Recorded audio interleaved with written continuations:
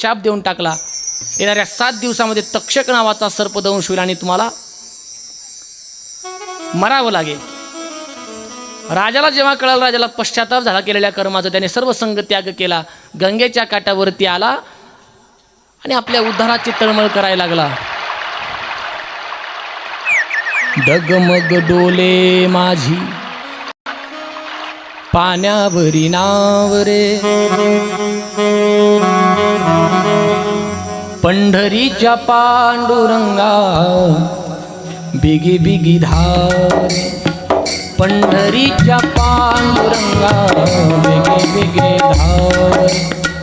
डगमग डोले माझी पाण्यावरी नाव रे, डगमग डोले माझी पाण्यावरी नाव, पंढरीच्या पांडुरंगा बिगी बिगी धार, पंढरीच्या पांडुरंगा बिगी बिगी धार. परीक्षिती प्रार्थना करतो, देवा माझं संसार चक्रामध्ये माझं जीवन वाहून चाललंय, तुला पाहण्याशी देवा जीव हा भुकेला, नाही देवा पावलो रे झालो अभागा. येऊ मी कोण्या रीती, येऊ मी कोण्या रीती, दूर तुझे गाव रे, पंढरीच्या पांडुरंगा बिगी बिगी धाव रे. परीक्षितीने प्रार्थना केली, शुकाचार्यांचं आगमन झालं, शुकाचार्याचं नमस्कार केलं, यथाविधी पूजन झालं. राजाने शुकाचार्यांना प्रश्न विचारला की जो जीव निरंतर मरणाकडे चाललाय, मरणासन्न झालाय, त्या जीवाने काय केलं पाहिजे? काय प्रश्न आहे? इकडे माझ्याकडे पाश. राजा परीक्षितीचा प्रश्न आहे, मरणासन्न व्यक्तीने काय केलं पाहिजे? जर मरतोय त्याने काय केलं पाहिजे? बाबा एक विचारू मी? नको, एक विचारू? मला सांगा, कोणी सांगा, आपण जगतोय की मरतोय? विचार करून सांगा, आपण जगत आहोत की मरत आहोत? हा, आपल्याला वाटतंय आपण जगत आहोत, पण वस्तुस्थिती आपण मरत आहोत. हा, आपण कुठे चाललोय? मरणाकडे चाललोय. हळूहळू हळूहळू आपला प्रवास कुणीकडे चाललाय? मरणाकडे चाललाय. तरी आम्ही आनंद करतो, तरी आम्ही 1 वर्ष झाला की उत्सव करतो. काय? हॅपी बर्थडे, आनंद करतो. हम सब बोलेंगे हैप्पी बर्थडे टू यू, हम सब बोलेंगे हैप्पी बर्थडे टू यू, हम सब बोलेंगे हैप्पी बर्थडे. म्हणतो की नाही आम्ही? आणि मोठमोठ्याने टाळ्या वाजवतो. अशा कशा टाळ्या कशा करता वाजवतो? 1 वर्ष आमच्या आयुष्यातलं कमी झालं, मरणाकडे चालू आम्ही, हळूहळू मरणाकडे. आयुष्यातले आमचे 40 संपले तरी वाढदिवस करतात. 40 संपले म्हणजे आम्ही मरणाकडे, 40 वर्ष आमच्या जीवनातले संपले. 40 वर्षाचा झालो म्हणजे आपण आमच्या जीवनातले जे अमूल्य होते 40 वर्ष संपले. 80 वर्षात झाले, 80 वर्ष आमच्या जीवनातले, तरी सुद्धा 75, तरी सुद्धा शताब्दी, तरी सुद्धा सुवर्ण महोत्सव, तरी सुद्धा रौप्य महोत्सव, तरी सुद्धा डायमंड जुबली, सिल्वर जुबली करतो की नाही?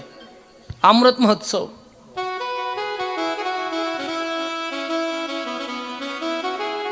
सगळे आपण मरतोय. 40 वर्ष. बँकेमध्ये 3 करोड रुपये आहेत आपल्या. किती रुपये? 3 करोड. आणि त्याच्यातले 2 करोड आपले असेच खर्चले. राहिले किती आता? हा, 2 करोड निघून गेले म्हणून आपण उत्सव करतो का? करत नाही. मग आमच्या आयुष्यातले अमूल्य 50 वर्ष निघून गेले त्याचा उत्सव करतो आम्ही. आम्हाला समजत नाही आता गेलेले 50 वर्ष परत येणार. किती प्रयत्न करा. डॉक्टरला म्हणतो किती रुपये जाऊ द्या, करोडो रुपये जाऊ द्या, लाखो रुपये जाऊ द्या, पण माझ्या वडिलाला वाचवा. डॉक्टर म्हणत असतो बाबा लाखो काय करोडो काय, पोतेच्या पोते जरी पैसा तू वतला तरी माझ्या हातामध्ये तुझ्या वडिलाचा एक श्वास वाढवण्याची सुद्धा ताकद, करोडो रुपये एक श्वास सुद्धा विकत घेऊ शकत नाही. एकही श्वास आपल्याला घेता येत नाही विकत. मरणाच्या जवळ चाललोय आपण, सर्व परीक्षित होते या ठिकाणी. हा प्रश्न सर्वांचा आहे. म्हणून शुकाचार्य म्हणतात, राजा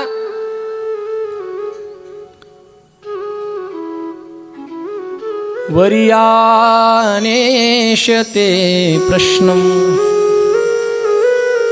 कृतं लोकहितो नृपः. हा जो प्रश्न विचारलाय हा खरंच स्तुत्य प्रश्न आहे, विचार करण्यासारखा प्रश्न आहे. विचारला तर आम्ही सर्व मृत्यूच्या जवळ चाललोय.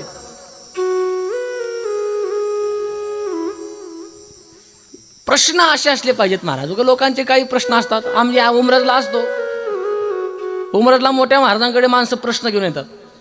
काय प्रश्न असावे महाराज, संतांकडे गेल्यानंतर काय प्रश्न असावे, गुरुकडे गेल्यानंतर काय प्रश्न असावे, कसल्या प्रकारचे उंच उंच प्रश्न असावे. कसे असतात लोकांचे प्रश्न आम्ही पाहतो. महाराजांकडे येतात, एवढे बिजी शेड्यूल काढून महाराज बसतात दर्शना करता, आणि महाराजांकडे येऊन महाराजाला म्हणतात, महाराज काय म्हैस दूध देत नाही.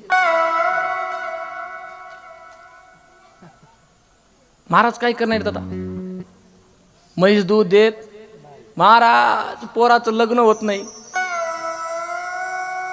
आम्हाला म्हणतात, महाराज पोराचं लग्न कधी होईल, नक्की होईल, नक्की होईल, कधी होईल. मसनात गेल्यावर आता काय राहिले तुझ्या पोरात, राहिलंय काय तुझं नवरदेव 45 वर्षाचा झाला, आता कायला डाग लावून घेतो 10-5 वर्षाकरता.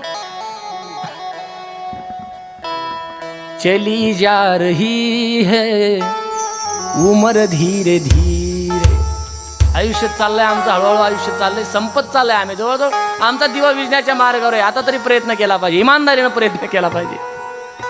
बाकी जिंदगी आम्ही बाकी सर्व लाख भोगना बाकीच्या जन्मामध्ये भोगलेत. एक भजन तेवढं या जन्मामध्ये करून घेतलं पाहिजे. तुझा ना भरोसा ना माझा भरोसा, जग हे कुणाचे सांग भल्या माणसा. असो चूल माती आणि मीठ भाकर, नाम हरीचे मुखी गोड साकर. सोडून दे रे धनाच्या तू लालसा, जग हे कुणाचे सांग भल्या माणसा. साधक म्हणतो, कधी लागेल कधी लागेल,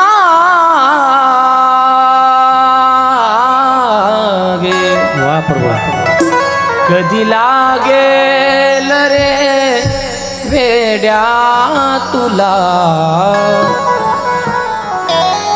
गोडी अभंग कधी लागेल रे वेड्या तुला, गोडी अभंग.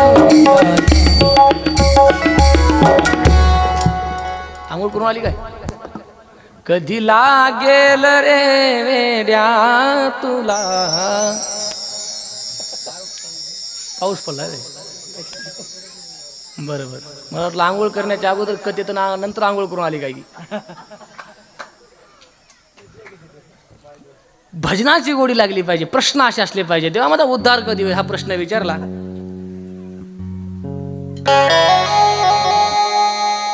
तर त्यानंतर शुकाचार्यांनी बसण्याचं ठिकाण सांगितलं.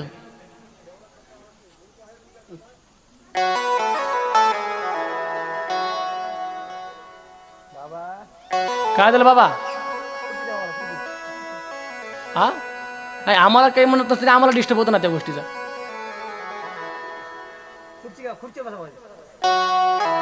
गोपाल कृष्ण भगवान की जय. त्याच्यानंतर शुकाचार्यांनी राजाला सांगितलं, बाबा कथा ऐकण्याच्या अगोदर कसं बसावं हे शिकलं पाहिजे, कसं बसलं पाहिजे कथेमध्ये हे शिकलं पाहिजे. जितासनो जितसंगो जितश्वासो जितेंद्रिय हे कथेत बसण्याचे ठिकाण आहेत, असं बसलं पाहिजे.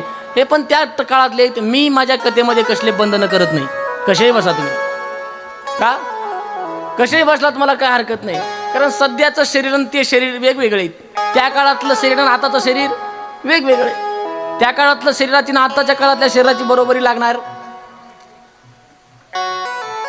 त्या काळातले शरीर चांगले होते. त्या काळात जुन्या काळामध्ये लोक याकडे वृद्ध व्यक्ती बसलेले, जुन्या काळामध्ये एका दिवसामध्ये अर्धा किलो तूप प्यायची माणसं, प्यायची की नाही, अर्धा किलो तूप प्यायचे. आता आपल्याला मजाक वाटते, बरं नुसतं प्यायचे नाही, प्यायलेलं तूप पचवायचे. पिण्याला अर्थ नाही, पचवावं तर लागेल ना, नाही तर प्यायला पितील मग बेजारी होईल.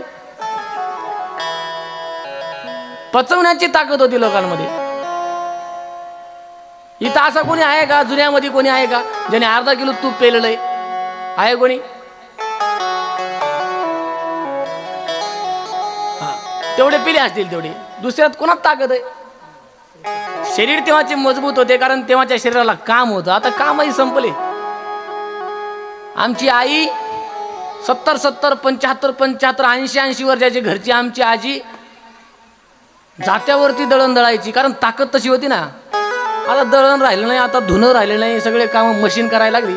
त्याच्यामुळे शरीरातल्या नसा ब्लॉक होऊन गेल्या आणि माणसाला उठायलाही वेळ लागतो आणि बसायलाही वेळ लागतो.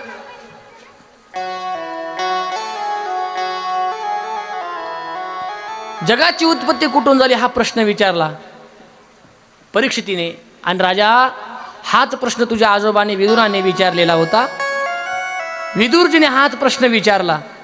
विदुरजी म्हणजे पंजोबा आहेत परीक्षितीचे. वडील अभिमन्यू, आजोबा